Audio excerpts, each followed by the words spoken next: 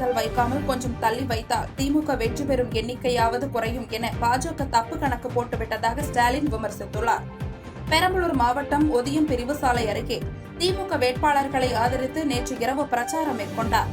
அப்போது பேசிய அவர், தென்னிந்தியாவின் அரசியல் வரைபடத்தை, தென்னிந்திய மக்களின் எதிர்காலத்தை சின்னா பின்னமாக்கும் கருப்பு சட்டம் மக்களவையில் கொண்டு வரப்பட்டுள்ளது என்றும், இதை எதிர்த்து போராடவில்லை என்றால் நாம் தமிழர்களாக இருந்து எந்த பயனும் இல்லை என்று சூளுரைத்து பேசினார்.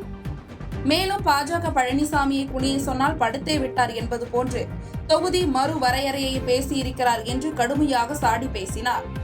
தமிழ்நாட்டுக்கு முதல் கட்டத்தில் தேர்தல் வைக்காமல் கொஞ்சம் தள்ளி வைத்தால் திமுக வெற்றி பெறும் எண்ணிக்கையாவது குறையுமா என பாஜக கணக்கு போட்டுவிட்டதாகவும், அந்த கணக்கு தப்பு கணக்காக போய்விட்டது என்றும் விமர்சித்து பேசினார். தலைவர் கலைஞர் தெளிவாக சொல்லிவிட்டு போயிருக்கிறார்.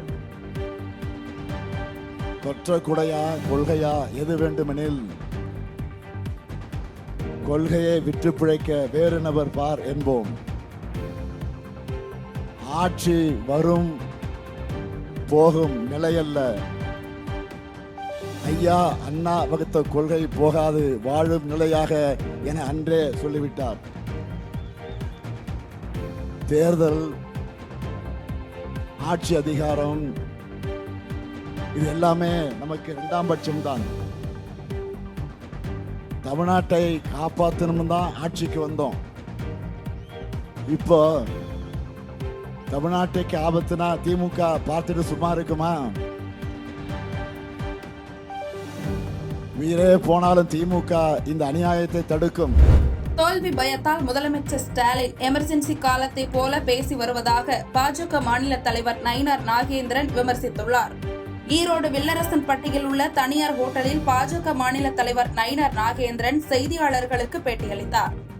அப்போது பேசிய அவர், கோவையில் நாளை நடைபெறும் பிரம்மாண்டமான பொதுக்கூட்டத்தில் பிரதமர் மோடி பங்கேற்று தேசிய ஜனநாயக கூட்டணி வேட்பாளர்களை ஆதரித்து பேச இருப்பதாகவும், நாகர்கோவில் ரோட் ஷோ மூலம் மக்களிடையே ஏற்பட்டுள்ள எழுச்சி பிரதமரின் செல்வாக்கை உறுதிப்படுத்தியுள்ளதாகவும் அவர் தெரிவித்தார். தொடர்ந்து பேசிய அவர், காலத்தின் மாற்றத்திற்கு ஏற்ப நாடாளுமன்ற இடங்களை 850 உயர்த்துவதும், பெண்களுக்கு 33% இடஒதுக்கீடு வழங்குவதும் அவசியம் என்றவர், இதை திமுக எதிர்ப்பது அவர்களின் ரவுடிசம் செய்யும் பழைய போக்கையே காட்டுகிறது என பதிலளித்தார். மேலும் முதல்வர் ஸ்டாலின் மக்கள் நலத்திட்டங்களை செய்யாமல் எதற்கெடுத்தாலும் மத்திய அரசை எதிர்ப்பையே வாடிக்கையாக கொண்டுள்ளதாகவும், தோல்வி பயத்தால் அவர் எமர்ஜென்சி காலத்தை போலவே பேசி வருவதாகவும் காட்டம் தெரிவித்தார். இல்ல, அதுதான் முதலமைச்சர் நல்லதான் பேசிட்டு இருந்தாரு. இப்ப திடீர்னு என்ன, அவர்களுக்கு தோல்வி பயம் வந்துச்சு, முழுக்க தோல்வி பயம் வந்துச்சு. இப்படிதான் எமர்ஜென்சி காலத்துல திமுக ரொம்ப பேசினாங்க. பிறகு அதை திமுக எல்லாரையும் எமர்ஜென்சியில் ஜெயிலில் பிடிச்சி அடைச்சாங்க. அந்த மாதிரி ஒரு சூழலுக்கு அவங்க ஆளாயிருவாங்களோன்னு என்னுடைய ஒரு பயம்தான் எனக்கு. அப்போல்லாம் பார்த்தீங்கன்னா திமுககாரங்கள்லாம் தோளில் துண்டு போட்டால் கீழே வர ரோட்டில் தூத்துட்டே போகும். போலீஸ் ஸ்டேஷனில் சேரை தூக்கி போட்டு உட்காருவாங்க, போலீஸை மதிக்க மாட்டாங்க. இப்போ போலீஸுக்கும் மரியாதை இல்லை, போலீஸ் எங்கே வேலை செய்கிறாங்கன்னு தெரியல. இந்த மாதிரி ஒரு முதலமைச்சர் பேசுவது வருந்தத்தக்கது. தமிழ்நாட்டில் மக்கள் பிரச்சினைக்கு போராடாதவர் விஜய் என பழனியில் நடைபெற்ற கூட்டத்தில் நடிகர் பிரகாஷ் ராஜ் விமர்சித்துள்ளார். திண்டுக்கல் மாவட்டம் பழனியில் மத சார்பற்ற முற்போக்கு கூட்டணி சார்பில் போட்டியிடும் மார்க்சிஸ்ட் கம்யூனிஸ்ட் கட்சி வேட்பாளர் பாண்டியை ஆதரித்து அக்கட்சி சார்பில் பிரச்சார பொதுக்கூட்டம் நடைபெற்றது. இந்த பொதுக்கூட்டத்தில் கலந்து கொண்டு பேசிய நடிகர் பிரகாஷ் ராஜ், தற்போது நடைபெற உள்ள தேர்தல் 3 மாடலுக்கான தேர்தல் என்றும், திராவிட மாடல், அடிமை மாடல், சினிமா மாடல் களத்தில் உள்ளது என்றும் விளக்கம் அளித்து பேசினார். திராவிட மாடல் இந்தியாவிலேயே ஒரு மாநிலம் இப்படித்தான் இருக்க வேண்டும் என்ற பெருமையை சேர்த்துள்ளதாகவும், அடிமை மாடல் சுயமரியாதையை தூக்கிக் கொண்டு போய் மோடி காலில் போட்டுள்ளதாகவும் விளக்கம் அளித்தார். தொடர்ந்து சினிமா மாடல் குறித்து பேசிய அவர், என்னுடைய அளவிற்கு அரசியல் பேசியுள்ளாரா விஜய் என கேள்வி எழுப்பிய அவர், தமிழ்நாட்டு மக்களுக்கோ மொழிக்கோ தன்மானத்துக்கோ பிரச்சனை வந்த போது போராட்ட கழகத்திற்கு வந்துள்ளாரா என கடுமையாக சாடி பேசினார். இந்த மாடல்கள் என்ன கொடுக்குதுன்னு பேசுவோம். திராவிட மாடல் என்ன கொடுத்துச்சு? கல்வி கொடுத்துச்சுப்பா. இந்தியாவிலேயே ஒரு மாநிலம் இப்படி இருக்கணுங்கிற பெருமையை சேர்த்துச்சுப்பா. மொழி மானத்தை காப்பாத்துச்சு. இப்ப இனம் மானத்தை காப்பாத்துறதுக்கு போராடுது. இது திராவிட மாடல். அடிமை மாடல் என்ன? நம்ம தன்மானத்தை, சுயமரியாதையை தூக்கிட்டு போய் மோதி காலு கீழே வைக்குது. ஒரு சினிமாக்குள்ள நீ டாக்டர் ஆகலாம், இன்ஜினியர் ஆகலாம், முதல்வர் கூட ஆகலாம். அரசியல் அப்படியே முதல்வர் ஆயிடுயா நீ.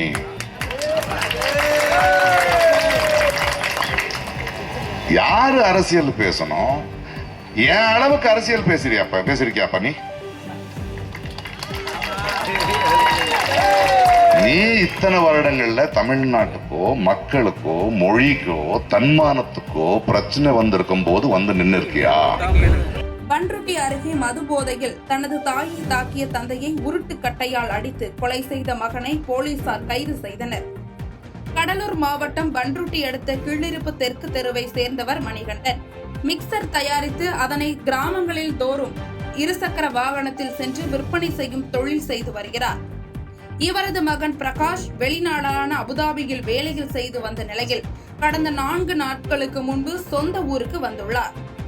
இந்நிலையில் நேற்று இரவு மணிகண்டன் குடித்துவிட்டு மனைவி ராஜேஸ்வரியிடம் வாய் தகராறு ஈடுபட்டதில் ஒரு கட்டத்தில் தாக்கியுள்ளார். இதை பார்த்து ஆத்திரமடைந்த பிரகாஷ் அருகில் கிடந்த உருட்டுக்கட்டையால் தந்தை மணிகண்டனை தாக்கியதாக கூறப்படுகிறது. இதில் நிலை குலைந்து மணிகண்டன் சம்பவ இடத்தில் உயிரிழந்தார். பின்னர் இந்த கொலை சம்பவம் குறித்து தகவலறிந்து வந்த போலீசார் பிரகாஷை கைது செய்து தீவிர விசாரணை நடத்தி வருகின்றனர். செய்திகளை உடனுக்குடன் தெரிந்து கொள்ள கீழ்கண்ட கேபிள் மற்றும் டிடிஎச் நெட்வொர்க்குகளில் எம்நாடு செய்தி தொலைக்காட்சியை காணுங்கள். பாதகம் செய்பவரை கண்டால் நாம் பயம் கொள்ளலாகாது பாப்பா. மோதி மிதித்துவிடு பாப்பா, அவர் முகத்தில் உமிழ்ந்துவிடு பாப்பா. அண்மை செய்திகளை உடனுக்குடன் தெரிந்து கொள்ள இணைந்திருங்கள் எம்நாடு தொலைக்காட்சியுடன்.